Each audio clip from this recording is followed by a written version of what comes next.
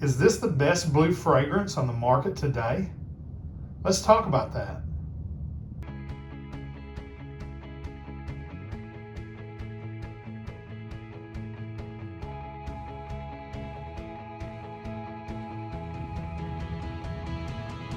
Hey friends, welcome to another video from Proverbs 27:9 Fragrances. John here, and today we're talking about what I think is the best, or at least one of the best, blue fragrances that I've ever smelled. And I think a lot of you haven't put your noses on it yet. So go ahead and hit that like and subscribe and make sure the notifications are turned on so you're notified every time we upload this sweet smelling, savory, fragrance related content. All right, so the fragrance I'm talking about today is from the house of Rochas. That's how I pronounce it. I've heard it pronounced Rochas and Rochas and Rocha and different things. I pronounce it Rochas. If that's not right, I apologize. But anyways, they're probably familiar to you, but you may not have a lot of fragrances from them. I think their most famous fragrance is probably Rochas Man, which is the kind of pointy bottle. It's a coffee fragrance. It's really good. Halloween Man X, I think, took inspiration from it. Of course, I've got the picture popped up there, so you know what I'm talking about. They've got a real good citrusy aromatic fragrance called Eau de Rochas, which I have.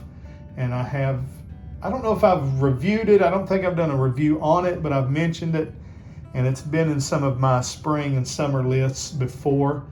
It's a kind of based on Eau Sauvage or L'Eau d'Issei, something like that. It's a, citrusy, kind of musky, sandalwoody fragrance. Really good for high heat. Rochas. They're most famous. I back up. Rochas Mustache, the Eau de Parfum, is their most beloved fragrance in the community right now. And rightfully so. It is a really elegant, nice fragrance that performs well above its pay grade. And that's what I love about this one. In fact, I love everything about this fragrance. Let me kind of go over the marketing for it. L'Homme by Rochas is an amber fougere fragrance. It's a 2020 release, 2020, so it was released during COVID to no pomp and circumstances. You probably didn't know it was out there. It's just now in the last few months starting to hit some stride because it hit the discounters and people started blind buying it, like I did, for $25, $30. If you get the full presentation, maybe $35, $40. And everybody, I have to assume everybody is being blown away like I am. First of all, the presentation's beautiful. Let's kind of go over it. So this is the 2-ounce. This is the 2-ounce bottle, okay? And the day I got it in and smelled it, I bought a 3.4-ounce bottle because I'm going to blow through this stuff, and I love it. I'm telling you, I've got a bunch of my favorites up here, and this thing, it's really good. But let's look at the presentation again. Solid presentation, guys. This is a really heavy, not perfectly round, a little bit oval shaped, nice fluted glass bottle. It's got the L'Homme Rochas placard inlaid in the front. There's nothing else going on the back, or on the sides of it or whatever. You see the bottom. You got your Rochas in the glass. You've got all your product information here. The cap, very heavy. The atomizer, really good. Pressurized. You can control it. if you just want a little spurt, or if you want to put out that nice plume. Again, signed top lid, and again, this is a heavy lid. In case you want to know, it clicks into place, and I'm talking about it clicks in good. You can look, I mean, you can do that with it. I don't know why you'd want to, but just showing you can. So presentation, it's a 5 out of 5. It's beautiful for a designer, top notch. Not much better out there as far as I'm concerned. Now let's talk about the juice. This is a masculine blue fragrance. It's not this is what I would call a woody blue fragrance and not an aquatic blue fragrance. So there's nothing aquatic about it. And really there's not a lot of woods listed in the notes, but it does come across woody. So let's go over the notes. Top notes is blood orange, pineapple, and cardamom. The middle notes are juniper berries, geranium, and basil. The base notes are tonka, patchouli, and moss. So this, at the initial blast, you get that bright blood orange mixed with the pineapple, and it's exquisite. I love blood orange. It's being used a lot now. The two chic top notes to use are blood orange and grapefruit. And blood orange, they're using that. That's a note in Acqua di Gio Eau de Parfum, or something similar to that. It's the Mont Blanc Legend Spirit. It's in right now. Grapefruit was last year. Now it's blood orange. Well, this was 2020. They went with a blood orange pineapple mixture instead of oranges and either other oranges like clementine or things of that nature, or lemon. Going pineapple. It just does something magical in the top. And you see pineapple and you think, okay, is it Aventus? I'll say this: the pineapple is resemblant. It resembles the pineapple in Aventus. This fragrance doesn't resemble Aventus, but I think you would use it in the same places you would use Aventus. Okay, so first of all, one of the other things that sticks out. So the opening, the top is beautiful. It's the blood orange, the pineapple. And then the spicy cardamom. This cardamom here, let me tell you, it is great, and it stays around for the majority of the fragrance. Then the juniper berries. I'm surprised when I saw berries. I thought, okay, it'll be a little boozy. I think juniper is used in making gin. I'm not 100% sure about that, but at least I know people say it gives a gin-like aroma. But actually what I get from it is more of the tree. It's the greenness, the pine. Juniper smells kind of like pine trees. And this brings out a very woody, green, pine type of scent.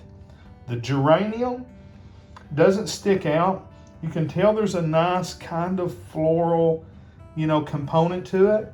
But don't worry if you don't like floral fragrances. This is not a floral fragrance. It's not going to stick out. You're not going to smell like a bouquet of flowers. The basil is there. Again, this thing is well blended. So, if I didn't have these notes, I could probably tell you, yeah, there's some type of herbal quality to it that's making it kind of aromatic. I would guess there was lavender in it. There may be. It's not listed. But it has an herbal kind of aromatic feel to it. And then at the base, you got tonka, patchouli, moss. The tonka here is the right amount of sweetness. It's not overly sweet. And then patchouli and moss, just a great base for a fragrance. So this is a blue fragrance. It is a high quality blue fragrance. We're talking about higher quality than Davidoff Cold Water Parfum, higher quality than Mr. Burberry, higher quality than Versace Dylan Blue. This is the high end of designer quality. Probably even higher quality than Acqua di Gio Profumo. I have raved about Missoni Pour Homme and how it is Chanel quality. This is that, if not more. Lalique, white and black, I feel is probably the highest quality of the ones sitting on my table. It is just so high quality. It's niche quality. It really smells like Parfums de Marly Layton in both scent and quality. And I think this one doesn't fall short of that either. I was surprised, well, first time I sprayed it, let me spray it again here.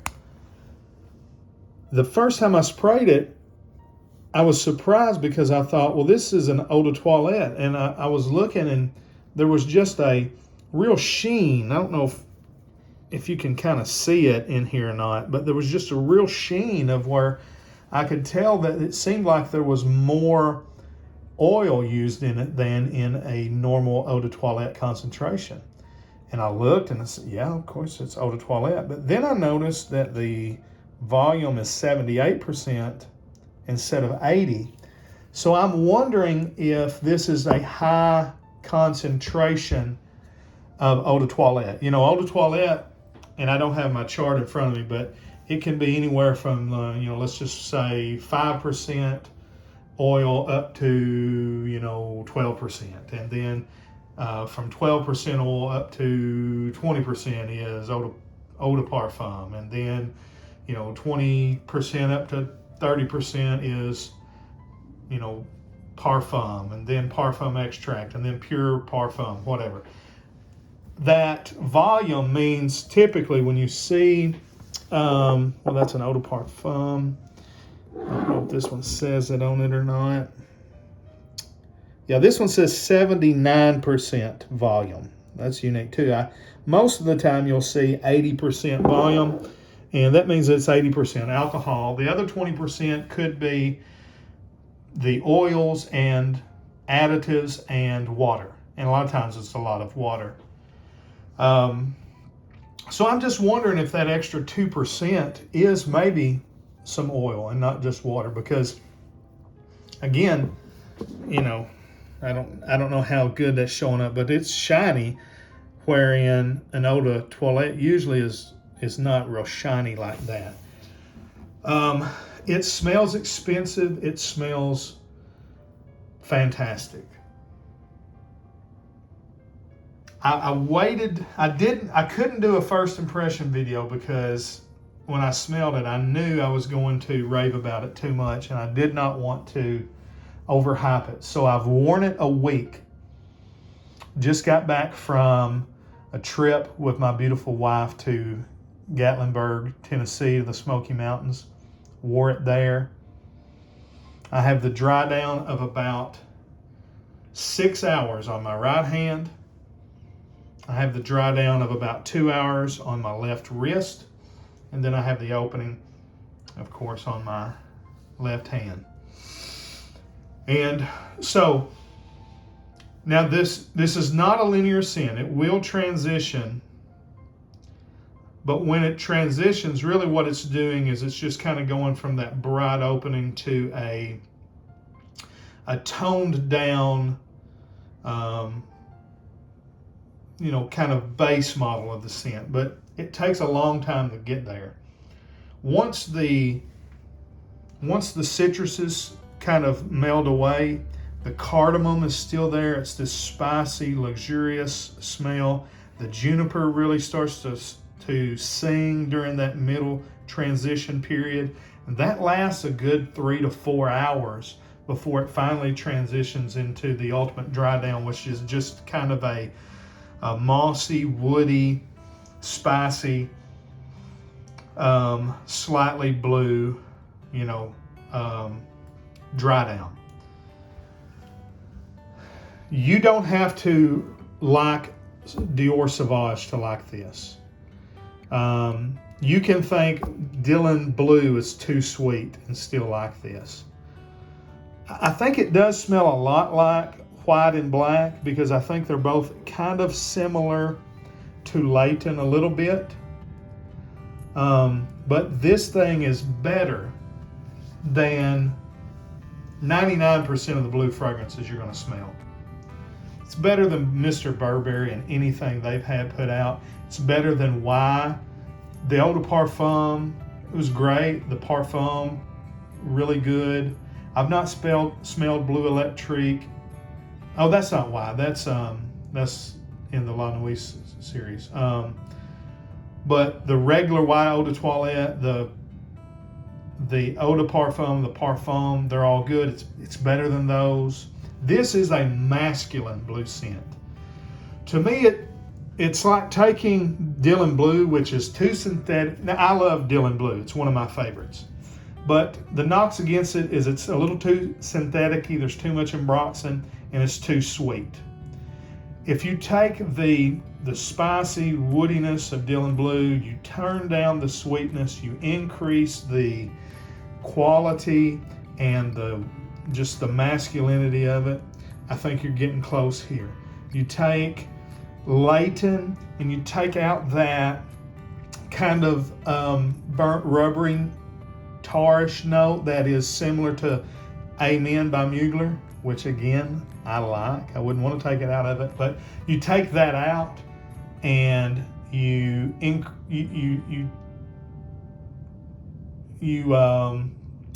add a little more alcohol, make it more of an eau de toilette concentration. You're getting similar to this. What I'm trying to say to you is, look guys, I paid $20. I think this was a used, I got this on eBay for $20. It was 15 something plus $6 shipping. You can buy it a 3.4 ounce. It's what I bought from Fragrance X, I believe, tester for $30. I bought it immediately. As soon as I smelled it, as soon as I sprayed this one time, I went on eBay. I went on Fragrance X and bought a backup bottle because I thought I'm fixing to blow through this. I like blue fragrances. My favorites, like if you like Salvatore Ferragamo blue, if you like John Varvatos Artisan blue, if you like Dylan Blue, if you like Prada Carbon, if you like Layton by Parfums de Marly, or any of these up here, if you like those, I think you will like this. But if you don't like those, I think there's still a chance that you will like this because it is also so masculine. There is this kind of oud for greatness quality about it. It's not near as strong and near as syrupy sweet as that, but there's just this masculine